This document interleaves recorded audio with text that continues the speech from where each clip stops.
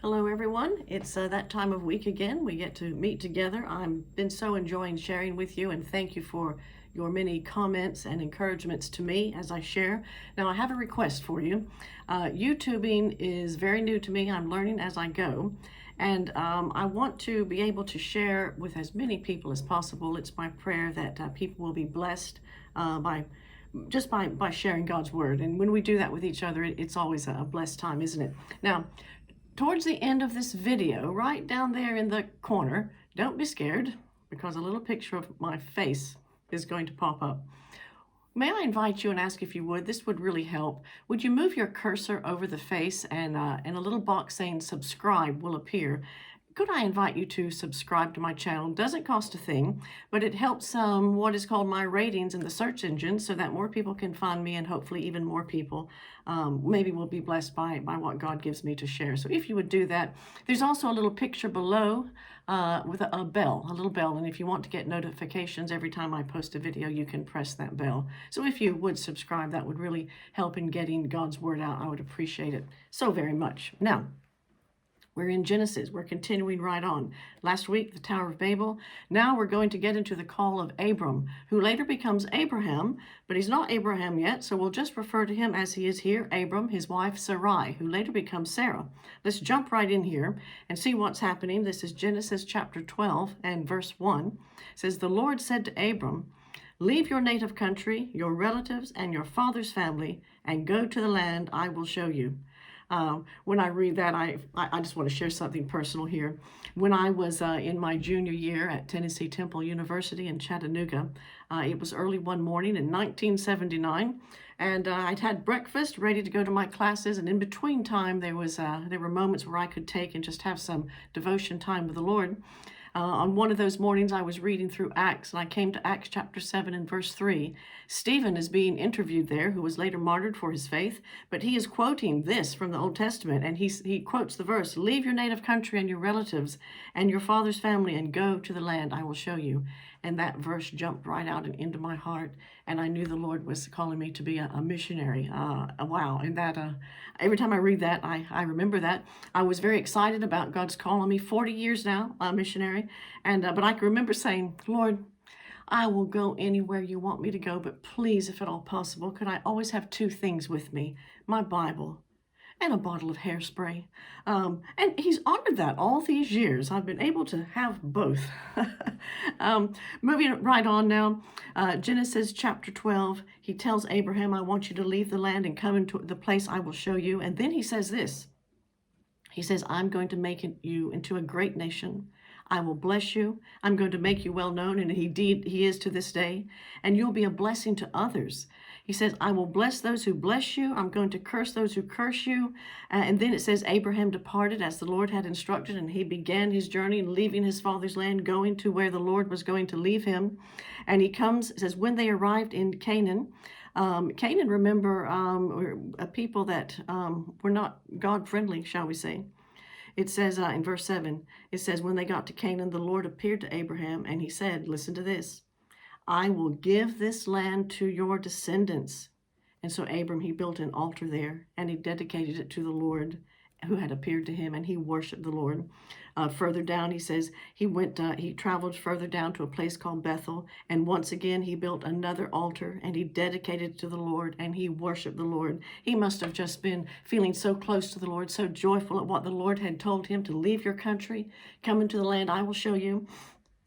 And then when they get to Canaan, he says, do you see, as far as you can see, this land is yours. It's going to be your descendants. But then, wait a minute, verse 10. "At that time, a severe famine struck the land of Canaan, and it forced Abram and all his company to go down to Egypt, where they would be foreigners." What? Have you ever had this happen to you? You knew the Lord was leading in the right direction, or you sensed it with all your heart. You believed you were doing the right thing, and you're on your way, you're feeling excited, you're worshiping for the Lord, you're saying thank you, and all of a sudden there's some obstacle. Like, what? Where did that come from? Abram did not see the famine coming. Let's read on. "As he was approaching the border of Egypt, Abram said to his wife Sarai, 'You're a beautiful woman.' He says, 'When the Egyptians see you, they're going to say, this is his wife.' So let's kill him so we can have her. I mean, his mind just get a little paranoid there, I think. And he says, they're going to kill me. So please, you tell them that you're my sister. Oh, what a plan. It says, and then they'll spare my life and they'll treat me well because of their interest in you. Oh, can we believe this is the man that God says, I'm going to give you all the land of Canaan and your descendants, and I'm going to bless you. And here's this man coming up with this plan saying, oh, they're going to see how beautiful you are. They're going to kill me. So you tell them you're my sister. She agreed and did what her husband said.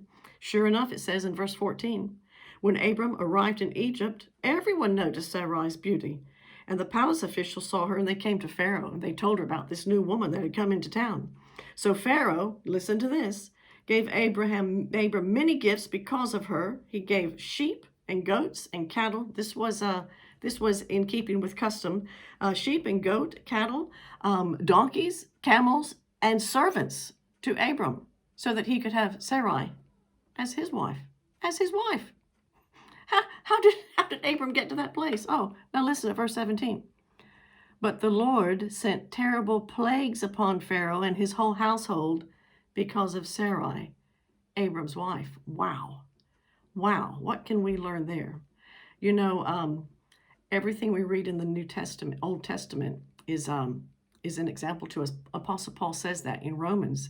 He wrote to us that he says everything that you read in the Old Testament was written there as an example to us. And yes, we read through the lives of these characters, and we can learn something from their successes, and we can learn something from their failures, because we all mess up sometimes, don't we? And the Lord sent terrible plagues upon Pharaoh.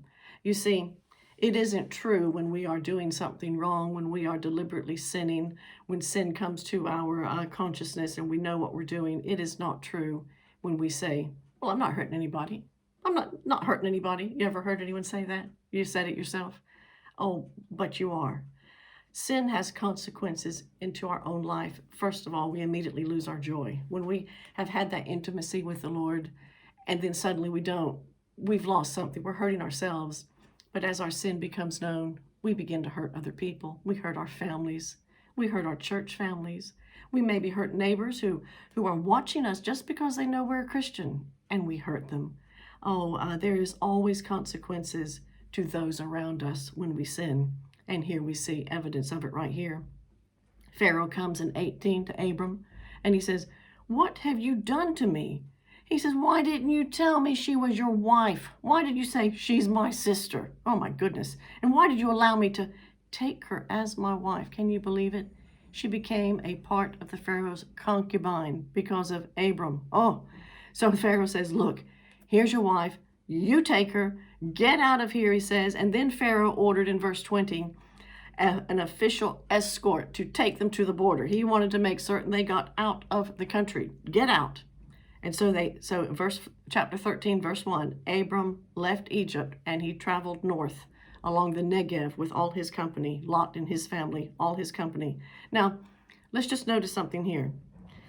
Before he got to Egypt, he was worshiping the Lord. The Lord gave him this wonderful, joyful promise that you're going to inhabit the land. It'll belong to all your descendants.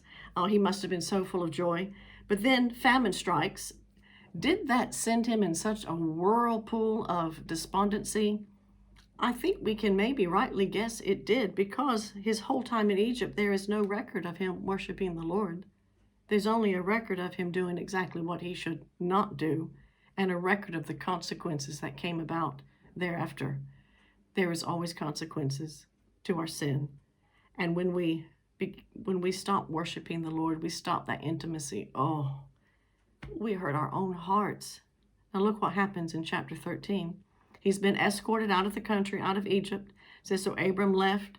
And in verse 3 of chapter 13, he says, from the Negev, where he's traveling, he goes on toward Bethel. Verse 4, Bethel was the same place where Abram had once built an altar, and in that place he worshiped the Lord again. You see, that served as a reminder to Abram. I'm sure it did. And he worshiped the Lord again. Oh, you know what this reminds me of? Those of you who've been listening week after week, you might know what's coming to mind. That beautiful promise that we also need to keep embedded in our hearts and minds of 1 John 1:9. If we confess our sins, he's faithful. He's just to forgive us, to cleanse us, to restore us back into right standing with himself. Not some of the time, every single time. He loves to have a love relationship with us. He loves to bless us with his joy. Oh, what Abram did here. It was a big one, passing his wife off as his sister and letting her actually become a part of the concubine. Oh, goodness gracious. But you know, we can't be hard on him, because you and I have been sucked down into despondency too when things didn't go as we thought they should. Abram must have been a bit shocked when famine took him out of the land that the God has just promised him, you're going to have. I'm going to give you Canaan. Famine comes, he's out. Like, what? Haven't we been in those like what moments in our own lives? Oh, and can I encourage each one of us, myself included, all of us, when despondency comes, when we find ourselves in situations we don't understand, above all things, don't quit worshiping the Lord. Sin will set in. Our minds can't think clearly. Look what Abram did. Oh, we don't want to be in that situation. Always, always worship the Lord. When we worship the Lord, when we come to him in all honesty, he knows our hearts and minds anyway, and say, Lord, as far as I know, I'm walking in the way you want me to walk. Why has this happened? Why has this obstacle come to me? What in the world am I going to do? Oh, and when we listen, the answer comes. What are you going to do? You just keep focusing on him. You just keep saying, Lord, I don't understand, but I'm glad you do. Lord, I don't have the answers, but I'm glad you do. And I'm just going to keep walking. I'm going to make the choice to keep worshiping you. I'm going to do it. It tells us in Hebrews 13 to give a sacrifice of praise. You know, sacrifice is hard. That's why it's called sacrifice. But when we give that sacrifice of praise, choosing to trust, choosing to worship him, when we don't understand why our world is seemingly in chaos, when we give that sacrifice of praise, what happens? Our hearts stay in that closeness with the Lord, and our joy remains intact, and our peace remains intact. And that's what we want, isn't it? Hard times will come. Confusing times will come. But let's learn from Abram and this mistake here. Don't ever leave the Lord out of the situation. When you're most confused and most chaos swirling all around you, oh, that's when we really need to keep that focus. Lord, I don't understand. I'm so glad you do. Joy stays. Throughout the rest of this week, whatever road you're on, whether it's a road of peace and joy, or whether you're in a time like Abram got into of some confusion and chaos, can I encourage you, keep your eyes on him, on the one who loves you so very much, and you be blessed for the rest of this week. Until next time.